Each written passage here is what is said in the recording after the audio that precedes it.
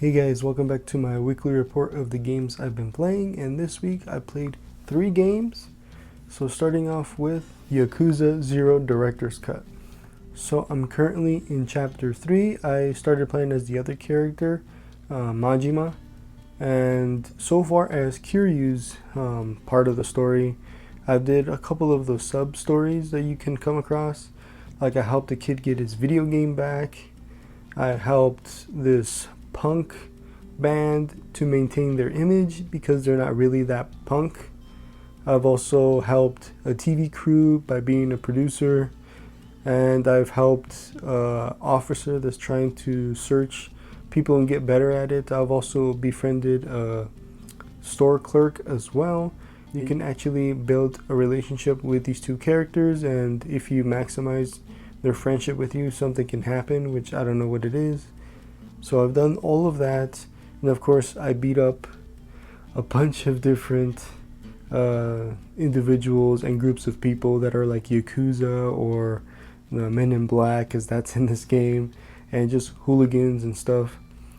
And I guess, like, to get into it more, the basic premise of the story is you play as Kiryu. He is this rookie Yakuza guy that unfortunately gets framed for murder, and because of that and his respect for his mentor, he decides to leave the Yakuza and pursue this case and try to clear his name, but he doesn't want to tarnish the name of his mentor, so that's why he decides to leave the Yakuza.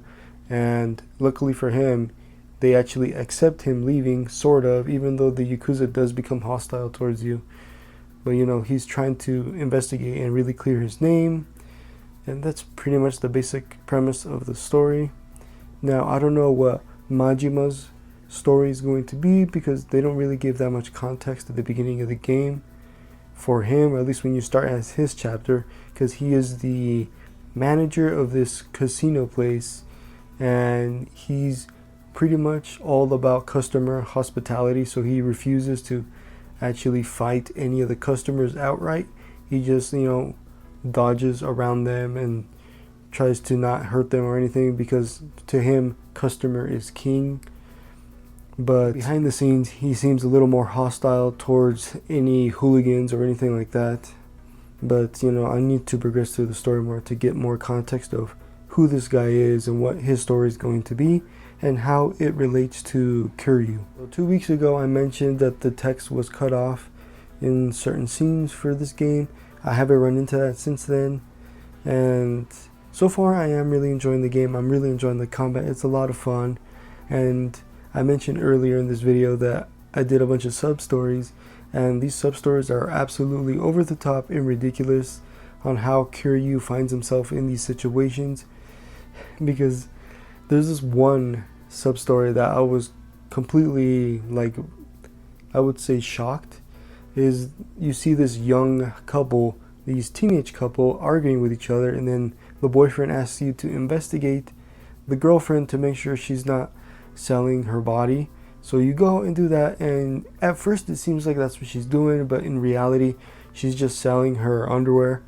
And she asks you to talk to the leader of this girl group that is selling their underwear, and persuade her to disband this illegal business. And it's just ridiculous, and some of the dialogue too is absolutely ridiculous too, but in a hilarious, that it works type of way. And I can see why now people really like Yakuza, because it's much more than just you being a Yakuza and thugging around, setting people straight and threatening people. It's all about these other sub-stories that really give Kiryu a depth. And then of course there's the mini games.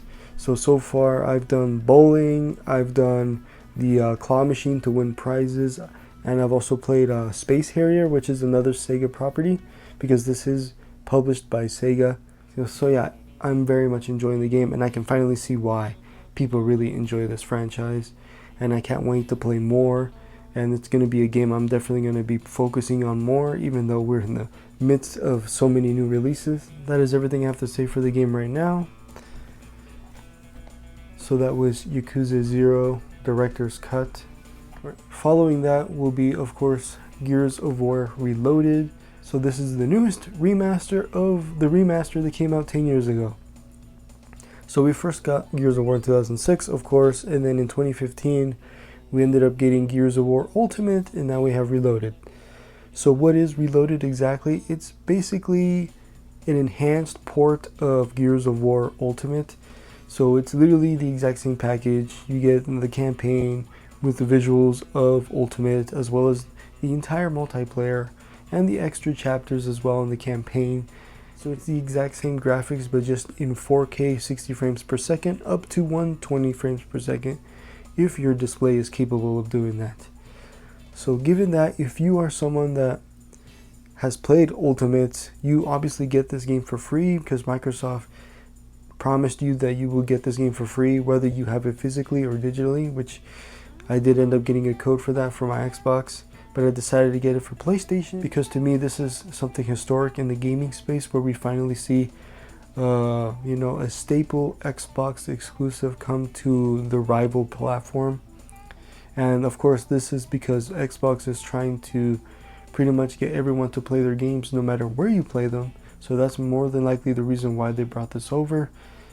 And if you are someone that has never played Gears of War, this is probably a really exciting thing for you, and I am excited for you. But to tell you the truth, this is basically a lazy remaster. They didn't really do much other than put it to 4K and 60 frames per second. And there's actually a little bit of problems with the game just because of what the game is. So at the end of the day, this is a 2006 game. So all the problems that were in the 2006 version of Gears of War is here, where it still feels a little clunky. The AI for the enemies are a little wonky too. They get stuck in the environment. You still see some popping here and there. But what's really nice about this remaster compared to the previous version, there is no load times most of the time. The only load times I've noticed in this version of the game is when you are in the vehicle section of the game. But other than that, it's completely seamless. You go from one chapter to the next with no loading screens, and it's really, really cool. And it's a very nice feature that I wish was part of the game before in the previous remaster, but given this is a new, generation, it makes sense that they did it this way. And even though there's no loading screens, it still feels mission by mission based. So there's no sacrifice there. And yeah, to really get down to it, do I recommend Gears of War Reloaded on PlayStation 5? It really depends. So if you've played Gears of War before, honestly, you don't need to replay this version because you get it for free if you have it on Xbox. And, it's very minimal upgrades. And yeah, the no loading screens is very nice, but it's not, that much of a game changer. And if you've never played Gears of War before and you want to, just know that it is a bare bones remaster and it is going to be completely new to you, and that's exciting. But yeah, just know what it is and what the problems are.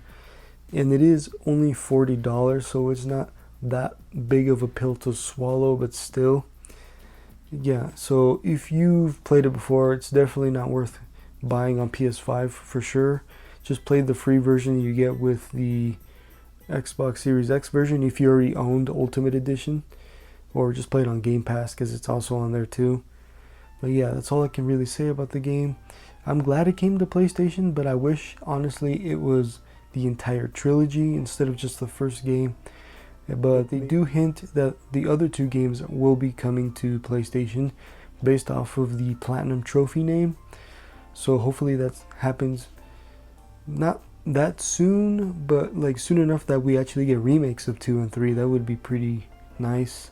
So anyways guys, that's everything I have to say for this game. And that is Gears of War Reloaded.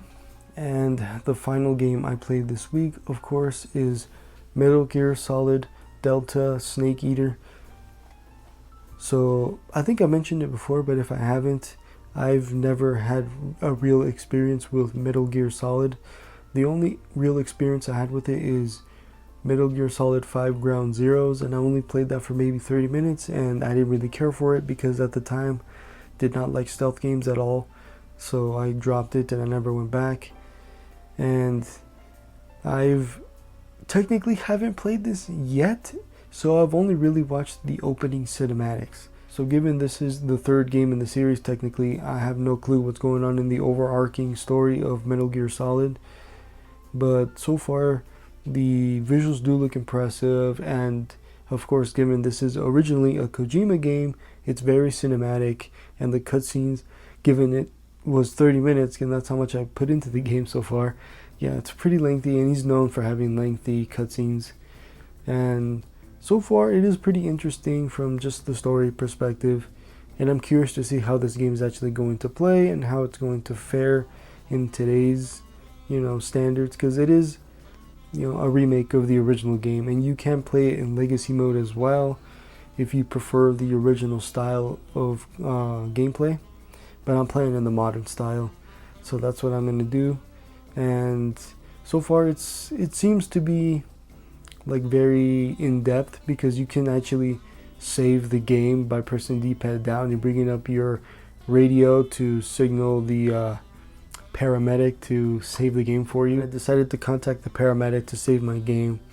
The paramedic actually had a conversation with me after I saved my game, talking about Godzilla King of Monsters, and I'm talking about the original 1954 movie, not the more recent 2019 movie. And she was basically trying to convince Snake to watch the movie. They even break the fourth wall a little bit by mentioning the year 2024 and Snake asking whether or not Godzilla will still be relevant and if they're still going to be making movies about him. And the paramedic was like, of course, Godzilla is loved by everybody, so of course they're going to continue making movies even that far into the future, which I thought was pretty funny. And I don't know if I'm actually going to play Metal Gear Solid at all this upcoming week, mostly because Lost Soul Aside actually comes out today, and I'm going to focus on that game more compared to Metal Gear Solid. And once I finish Lost Soul Aside, I will jump back into Metal Gear Solid. So I'm glad I've only really watched the cutscenes in the beginning, so that way I can really get into the meat and potatoes of the gameplay as soon as I finish Lost Soul Aside. So that is everything I have to say for the game right now, so I can't really comment on performance or anything like that. So that was Metal Gear Solid Delta Snake Eater. So that was everything I played this week, and like I do every week, I would like to ask you what you played during this week and what are your thoughts on the games that you've been playing. Anyways guys, thank you for watching, and I'll see you guys next time.